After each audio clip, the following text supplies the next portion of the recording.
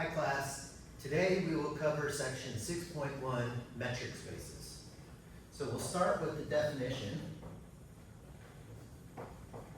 So let X be non-empty and D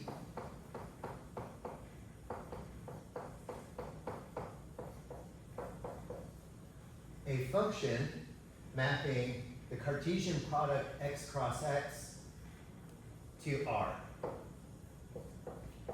So let A, B, and C be any elements of X. Then D is a metric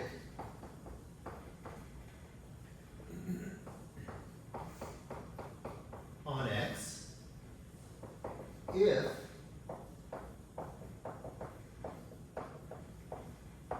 D satisfies the following criteria. So 1,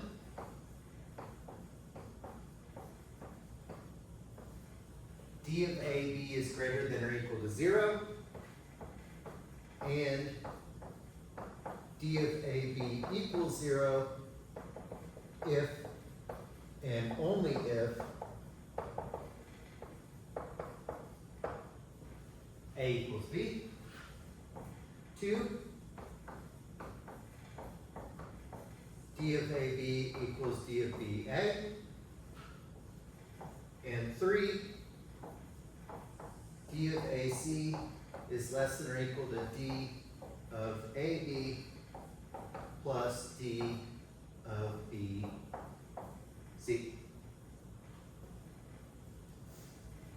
Okay, so some terminology here.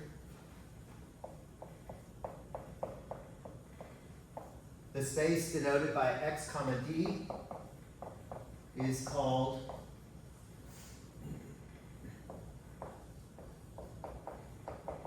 a metric space, and D of AB represents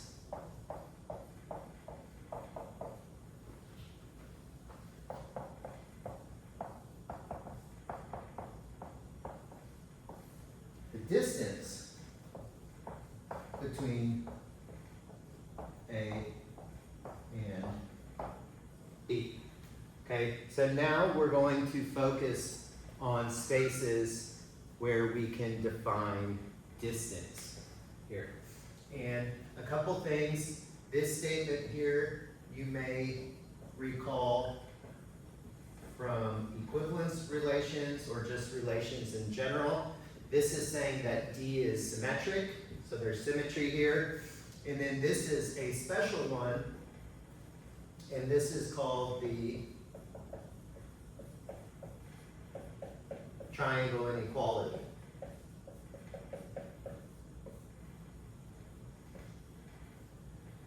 And a good kind of visual to help see this is if we're given 3 points, A, B, and C, then we can see that the distance between A and C is clearly less than or equal to traveling to B and then traveling to C here.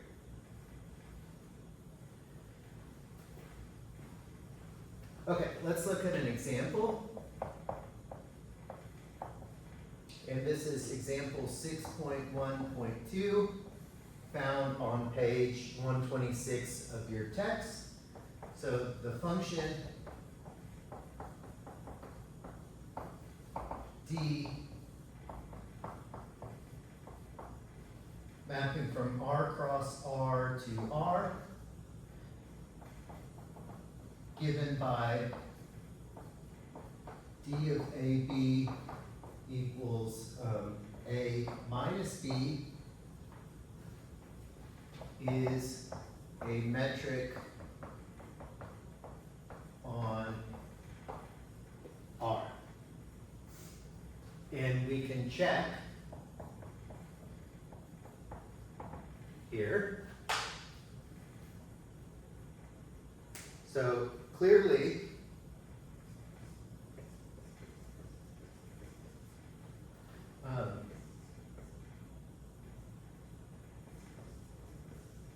d of AB, which is defined by the absolute value of A minus B, is non-negative, right, by definition of the absolute value, and the absolute value of A minus B equals 0 if and only if A equals B using properties of algebra. Okay, so 2,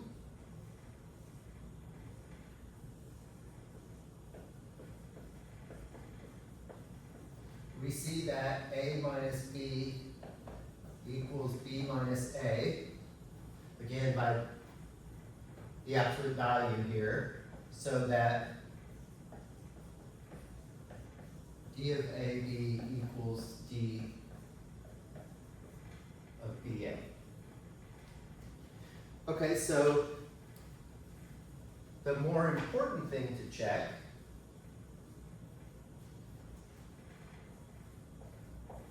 we want to show that the absolute value of A minus C is less than or equal to the absolute value of A minus B plus the absolute value of B minus C. Okay, so let's do that.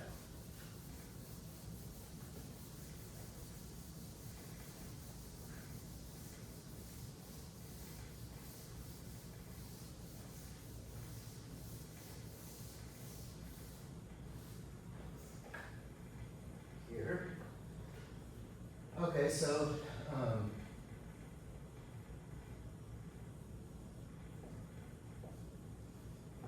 let me get a new pen.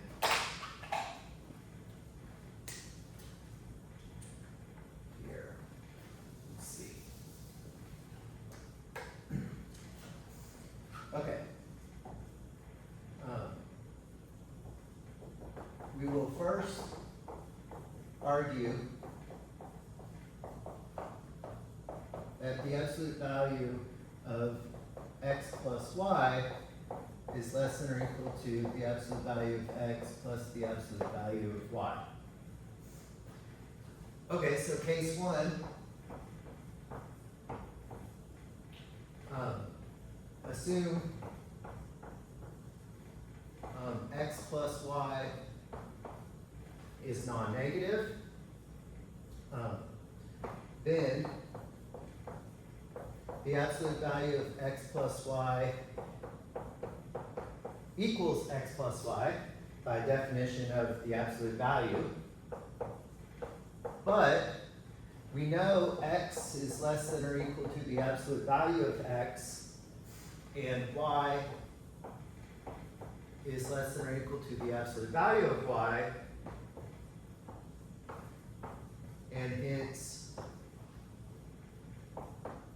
x plus y is less than or equal to the absolute value of x plus the absolute value of y.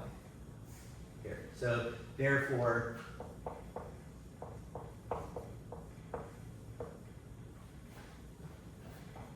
our result holds.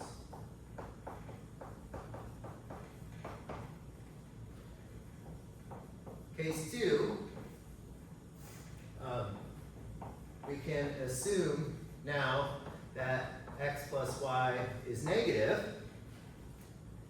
then the absolute value of x plus y is negative x plus y, because this is negative, so we need to negative negative to make it positive. And distributing that through, we get negative x plus negative y.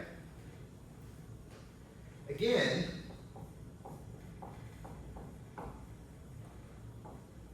negative x is less than or equal to the absolute value of x, and negative y is less than or equal to the absolute value of y. These can be shown if we want to be really nitpicky and argue these statements here.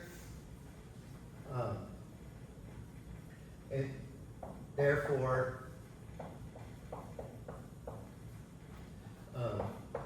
negative x plus negative y is less than or equal to the absolute value of x plus the absolute value of y, showing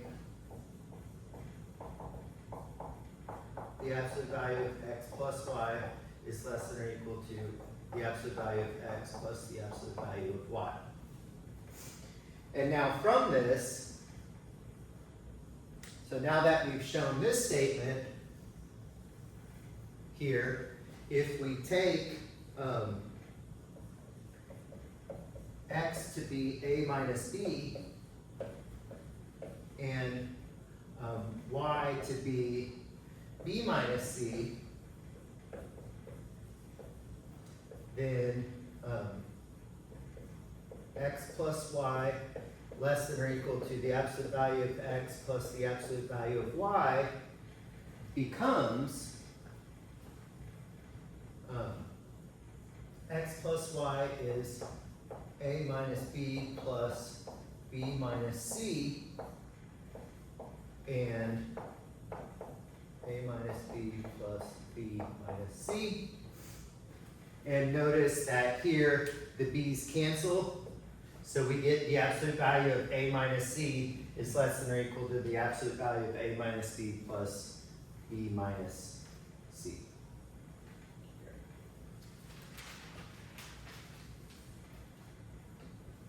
Okay, let's look at another example.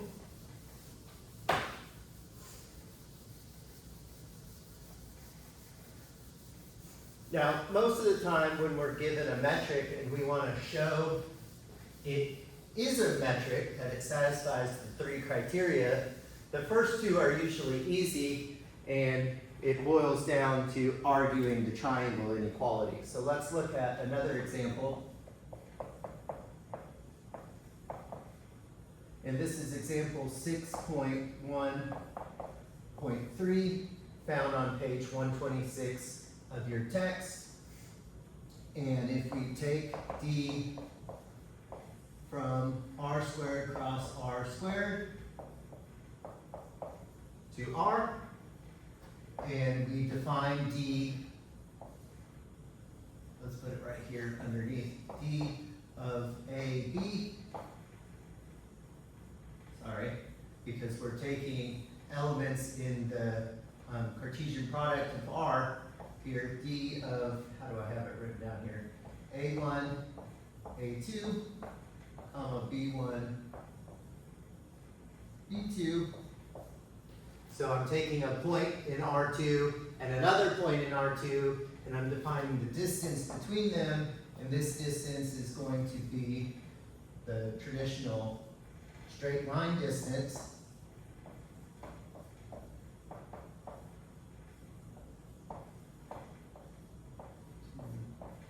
Squared here, right? And again, what we're doing here is we're taking an A1, A2, and we're taking a B1, B2, and we're looking at this straight line distance, and this follows from the Pythagorean theorem, right? Because this distance here is the absolute value of A2 minus B2, and this is the absolute value of A1 minus B1, and so we get that D here is, remember D squared is this squared plus this squared, so D is the square root here. So it's that straight line distance. So again, the first two properties, first two criteria hold. So we want to argue that the triangle inequality holds. Here showing D is symmetric. Now we have to recall some analysis to make this argument,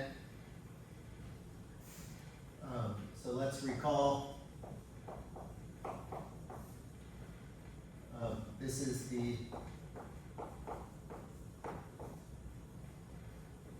Cauchy-Schwarz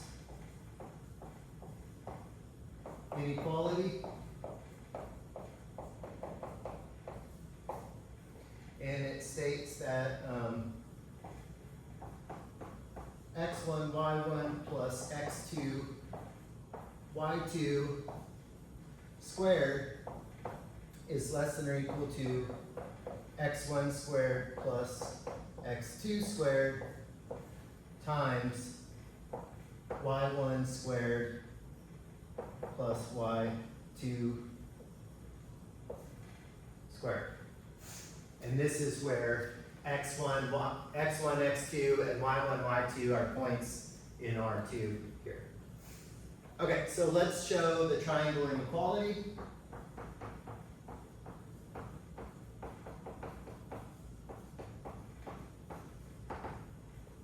For this metric D. So if we look at D of A1, A2,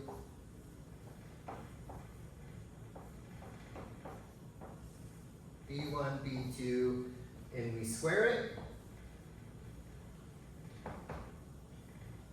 this is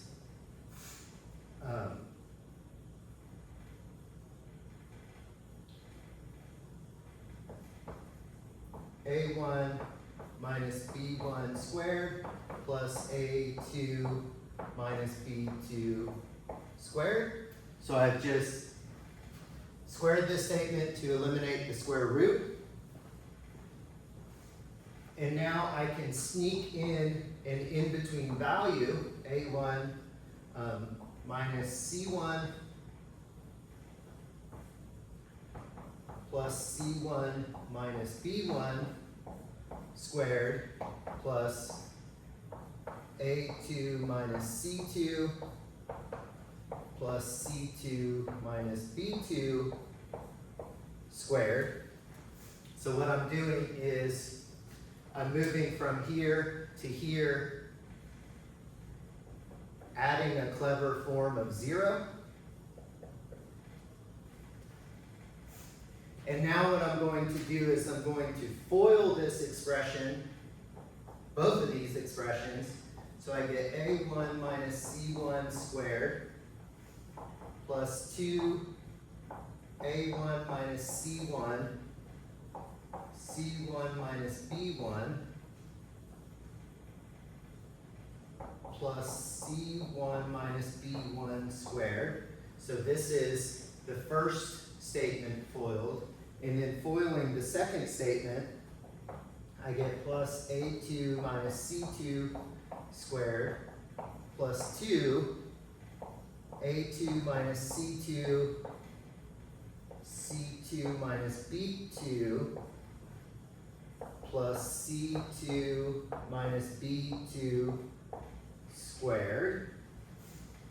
And now if I shuffle some things around, I get A1 minus C1 squared plus A2 minus C2 squared plus 2 times A1 minus C1, C1 minus B1 plus A2 minus C2, C2 minus B2 plus C1 minus B1 squared plus C2 minus B2 squared here, okay? And you may want to pause the video for a second to catch up. But what's going to happen here is notice that this statement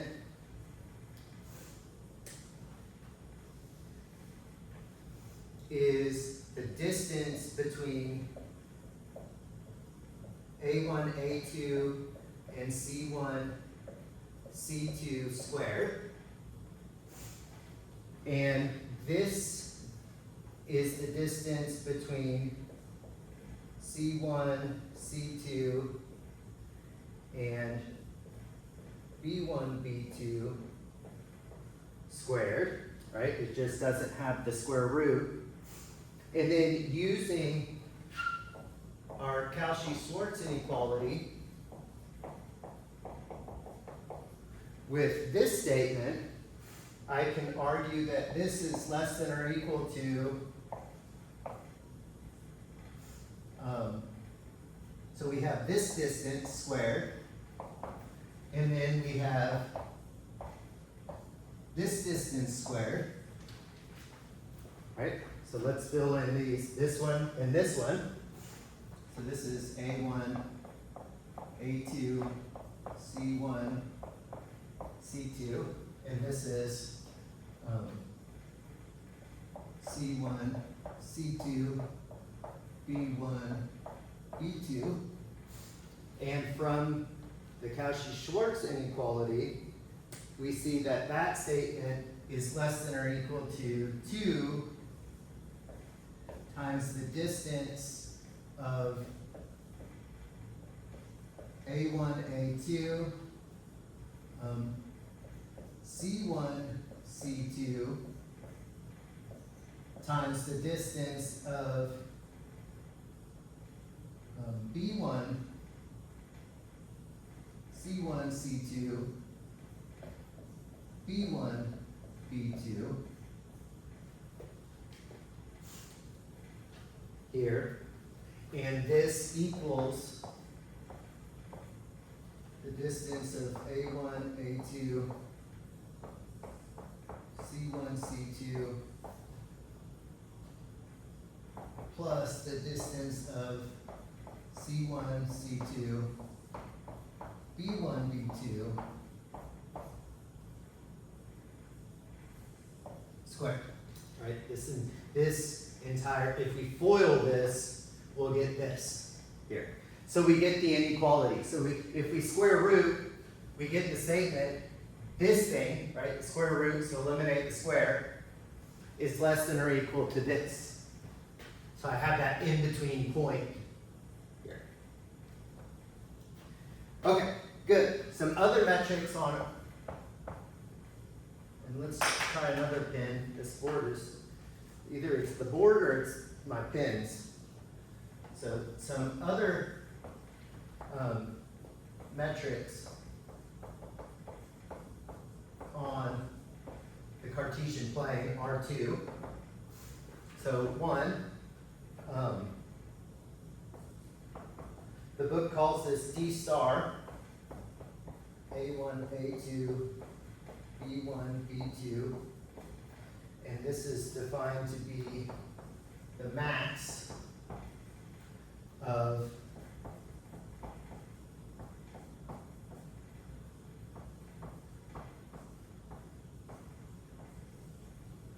the distance between the x values and the distance between the y values. Another one, the book calls this D1.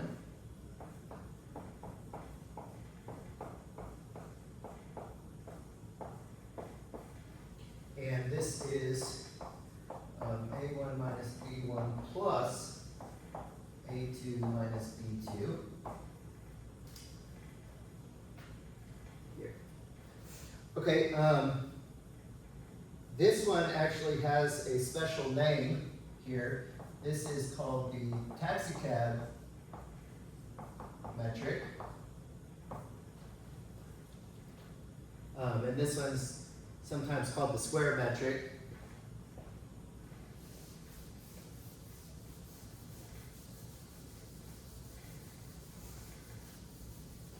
And we'll see why.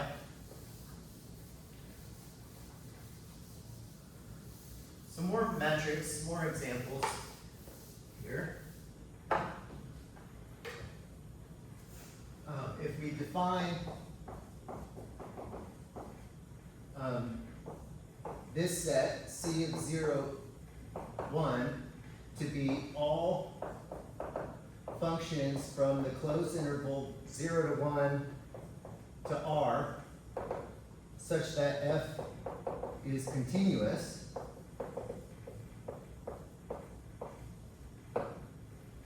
here I can define some metrics on this set, so d of fg. So if I take two functions, I can look at the distance between them.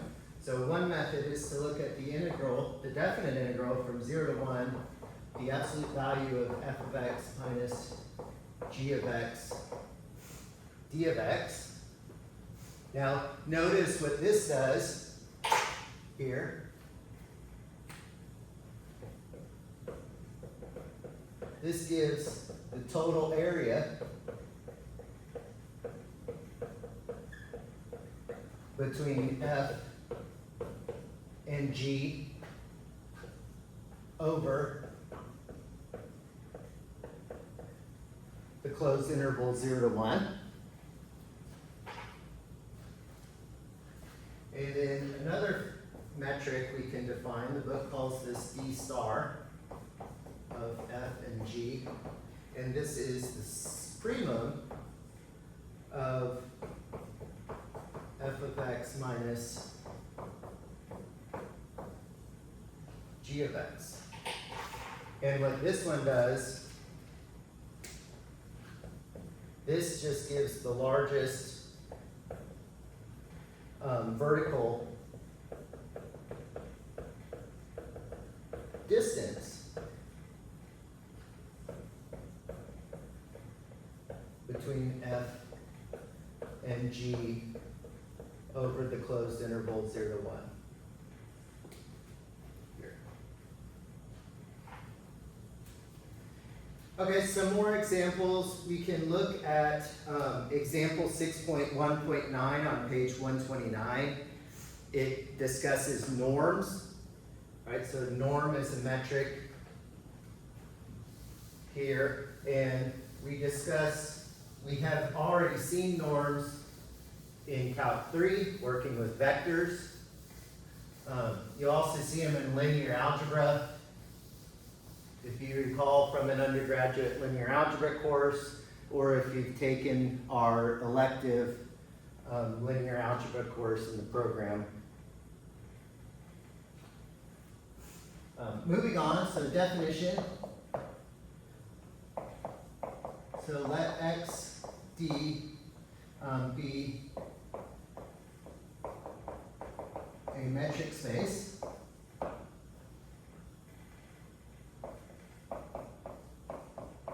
Let R be a real number that's positive.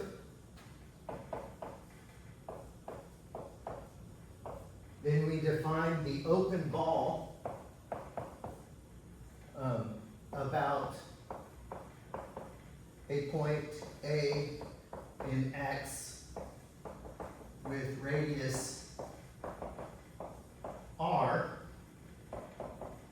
is given by the following set. We call it BR of A, and it's the set of all X such that X is in the metric space and the distance between A and X is less than R.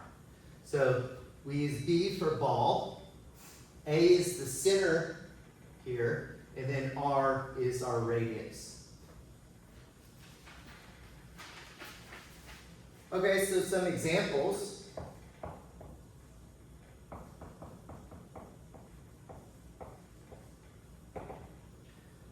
So one, in R, we can look at the following. So if we look at our real number line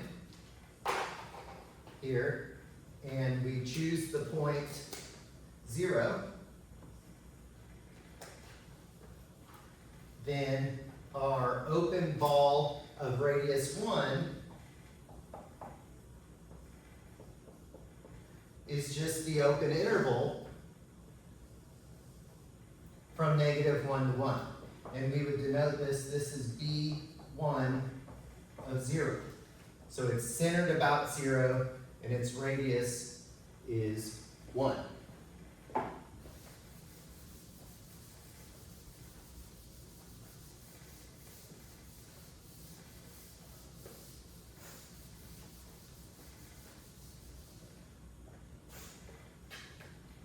Okay, so 2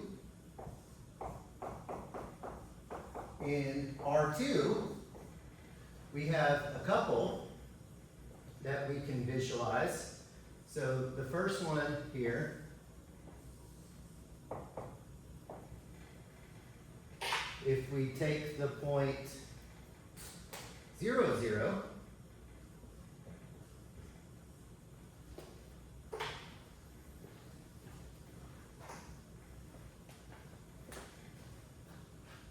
then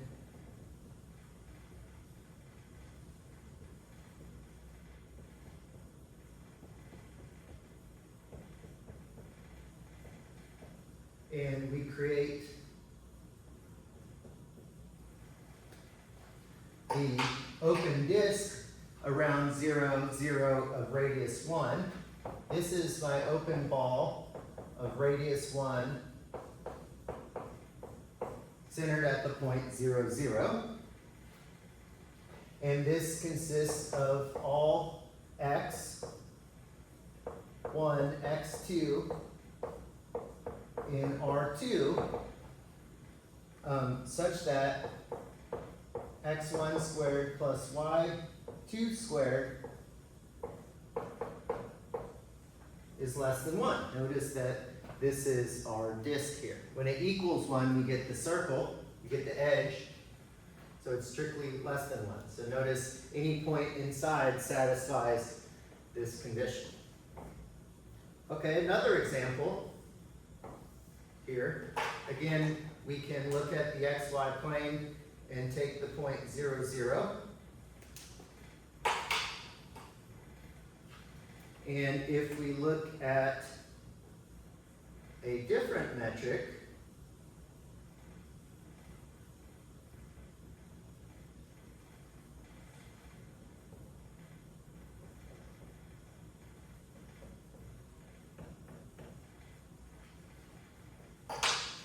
here, this is b of 1 of 0, 0 under a different metric. So what is that metric? It's all points in R2 such that the max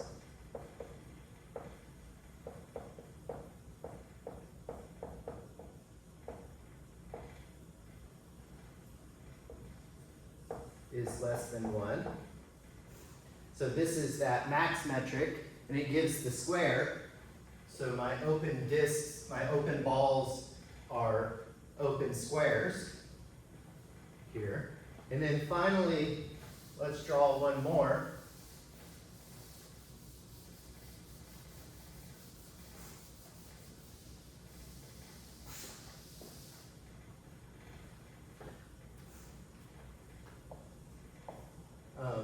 Sorry, this is C.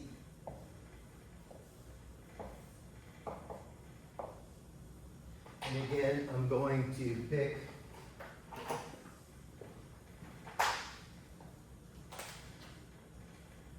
point 0, 0.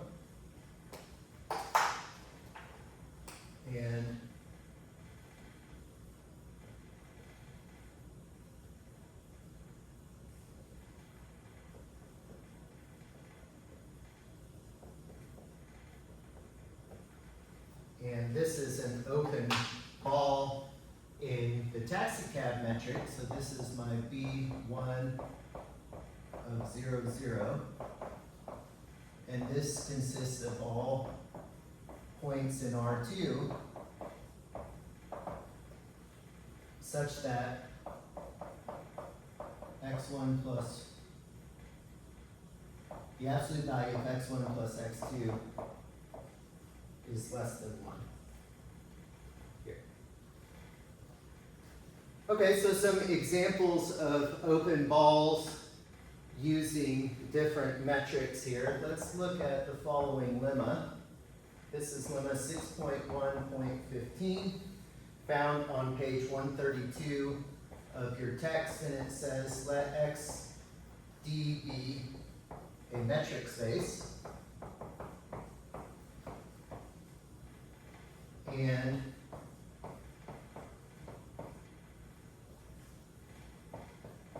A, B be 2 points. Let delta 1 and delta 2 be real numbers that are positive.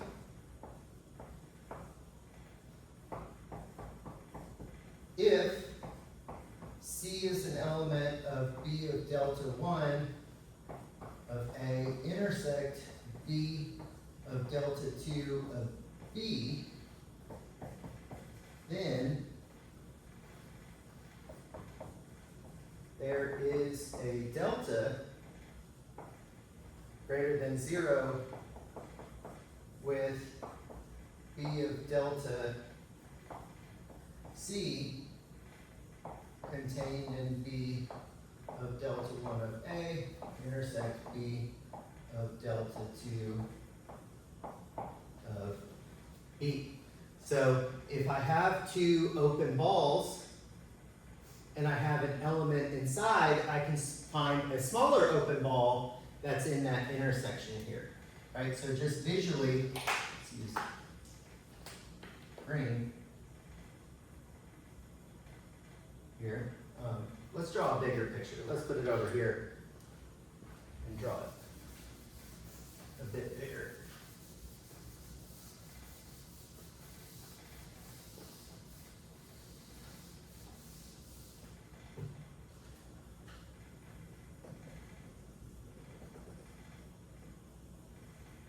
Okay, so here's B of delta 1 of A.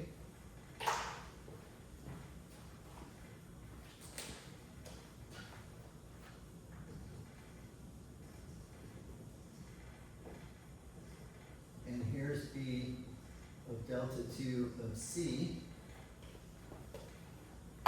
And so what we are arguing, this is B of B, is that if I pick a point in here, I can find an open ball that fits in that intersection. Here. Okay, so proof.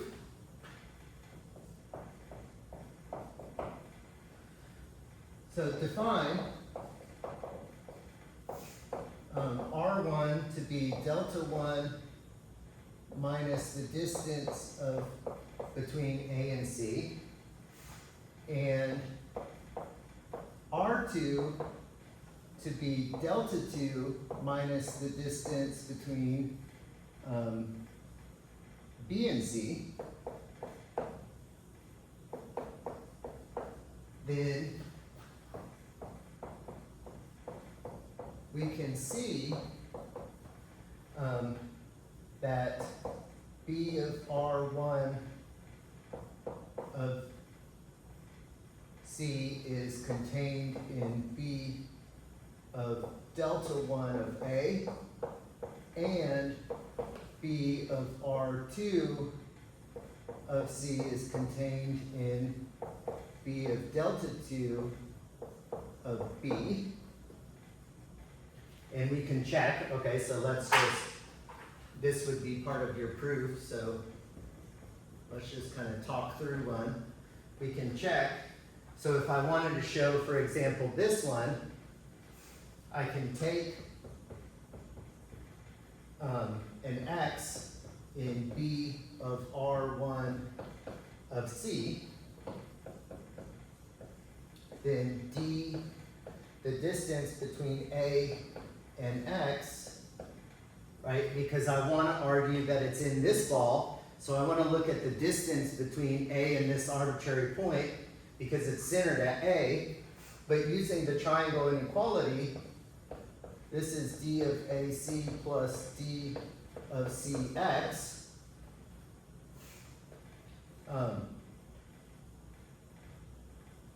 But this is less than d of AC plus R.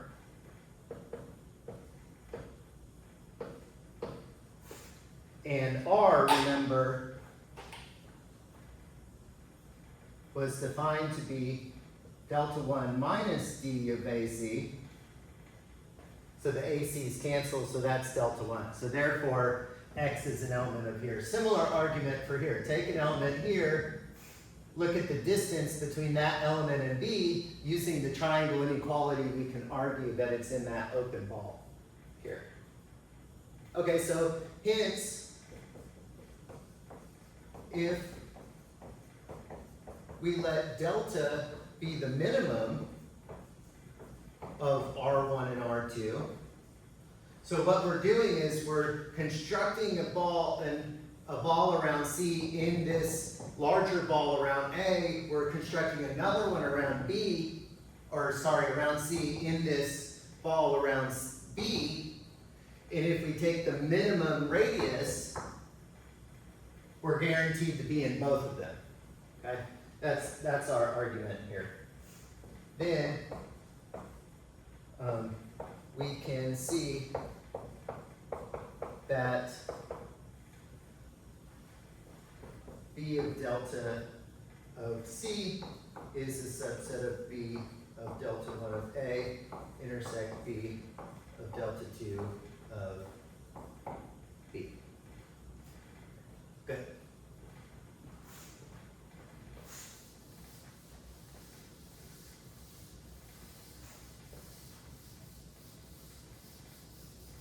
Okay, now from this lemma, we get the following result. This is corollary 6.1.16, found on page 132 of your text. So let B1 and B2 be open balls in our metric space XD. Then the intersection is a union of members,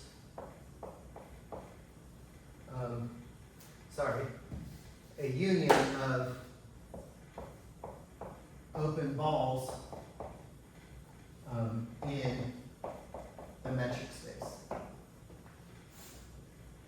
And this should remind you of the idea of a basis, right? We're setting ourselves up to argue that the open balls form a basis in the metric space, right? And remember that to be a basis for a topology on X, we need that the whole space is a union of the members of the basis.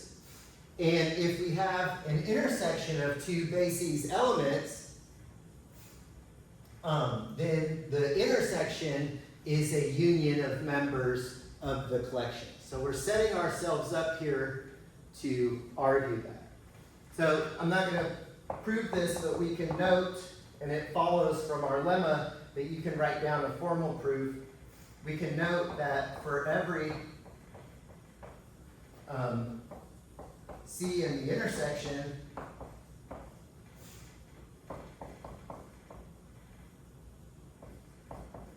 we can take this B delta of C that we just created, and then we can show that the intersection is the union for all C in the intersection of these B delta C's here. Okay, so this is the idea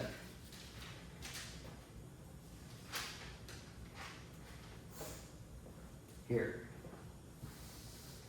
Okay, just a little bit more in this section. This section had a bit much introducing the new topic.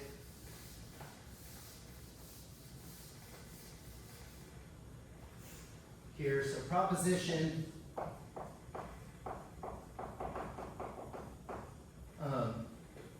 6.1.17. This is found on page 132. The collection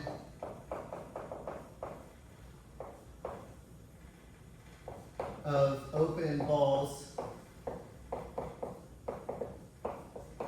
in the metric space is a basis for a topology, call it tau, on X. And what happens is this is called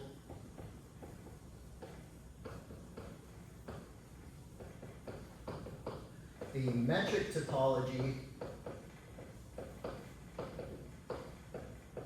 induced by D.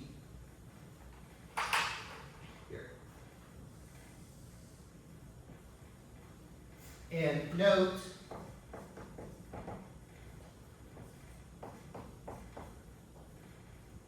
U, a subset of X, we say is open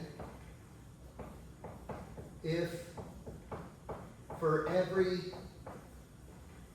point in U there is a delta with this open ball contained in U here, right? And this is the idea of the basis, right? Since this forms a basis, we can then use the basis elements to argue what our open sets are. Okay, let's look at the following example.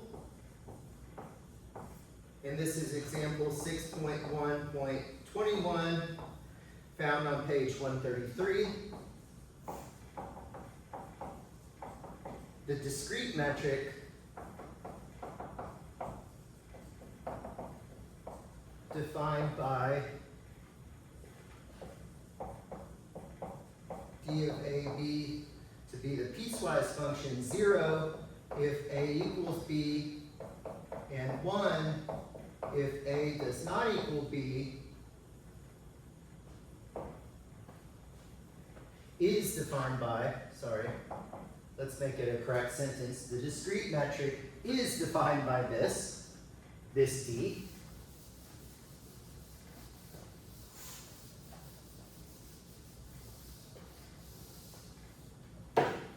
And note,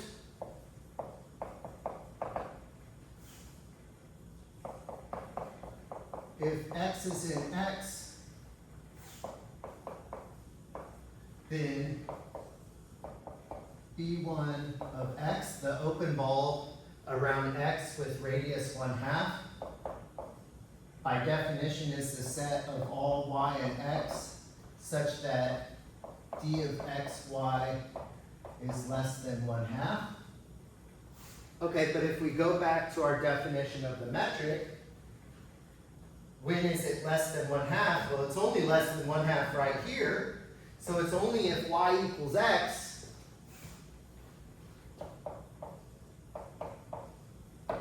So the ball centered at X around 1/2 is just the singleton set X here.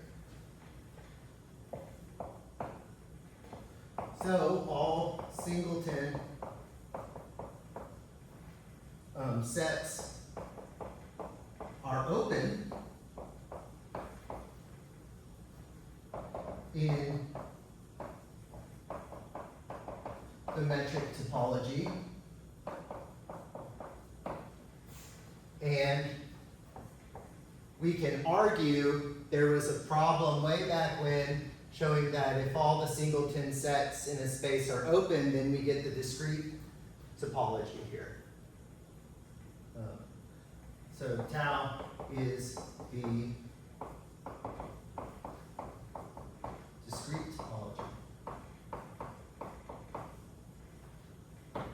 And that's why we call it the discrete metric, because this induces the discrete topology. Okay, so we'll end here. So this was from one of our homeworks. A topological space X tau is said to be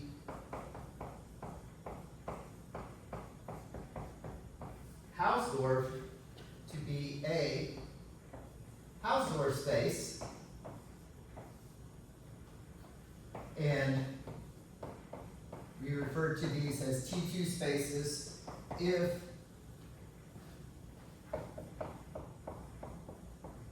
for every 2 points in X that are unique, so they're different, there are open sets U and V in X such that A is in U, B is in B, and the intersection is empty. So the idea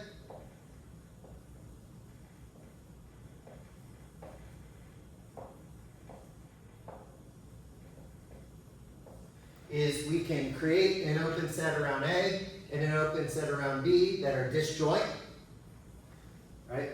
So spaces where we're able to do that are called Hausdorff spaces, and very easy to show the following proposition. This is proposition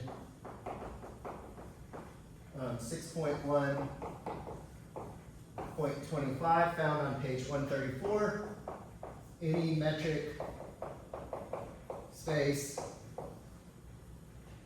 is a